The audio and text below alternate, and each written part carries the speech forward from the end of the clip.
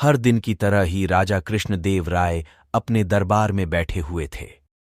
तभी वहां एक चरवाहा अपनी फरियाद लेकर पहुंच गया। चरवाहे को देख राजा कृष्णदेव ने उसके दरबार में आने की वजह पूछी। तब चरवाहा बोला, महाराज, मेरे साथ बद्धा गलत हुआ है। मेरे घर के करीब में रहने वाले आदमी के घर की दीवार ढह गई और उसके नीचे आने की वजह से मेरी बकरी मर गई। वहीं जब मैंने उससे अपनी मरी हुई बकरी का हर्जाना मांगा तो वह हर्जाना देने से मना कर रहा है।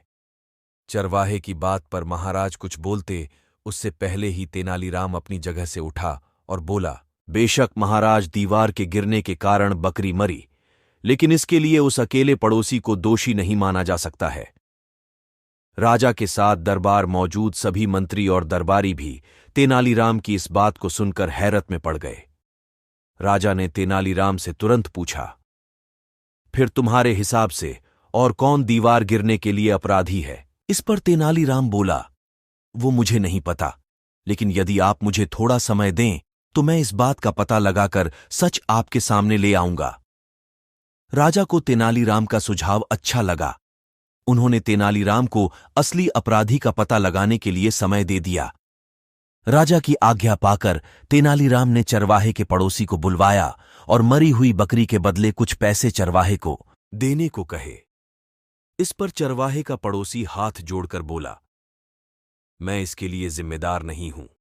उस दीवार को बनाने का काम तो मिस्त्री ने किया था, ऐसे में असल अपराधी तो वो हुआ।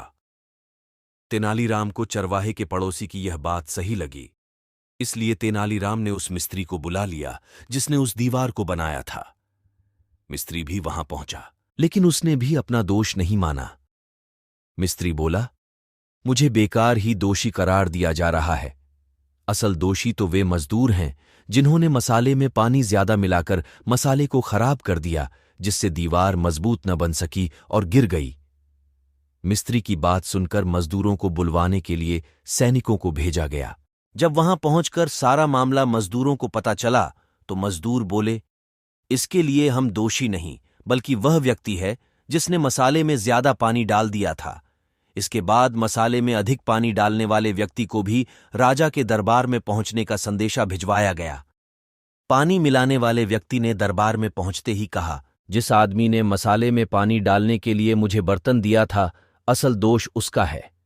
वह बर्तन बहुत बड़ा था, इस कारण पानी का अंदाजा न लग सका और मसाले में पानी अधिक पड़ गया। तेनालीराम के पूछने पर मसाले में पानी अधिक डालने वाले व्यक्ति ने कहा, वह बड़ा बर्तन उसे चरवाहे ने ही दिया था, उसी के कारण मिश्रण में अधिक पानी पड़ गया और दीवार कमजोर बनी।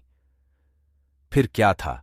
तेनालीराम चरवाहे की ओर देखते हुए बोला, इसमें दोष तुम्हारा ही है, तुम्हारे कारण ही बकरी की जान गई। जब बात घूमकर चरवाहे पर आ गई तो वह कुछ बोल न सका और चुपचाप अपने घर की ओर चल दिया।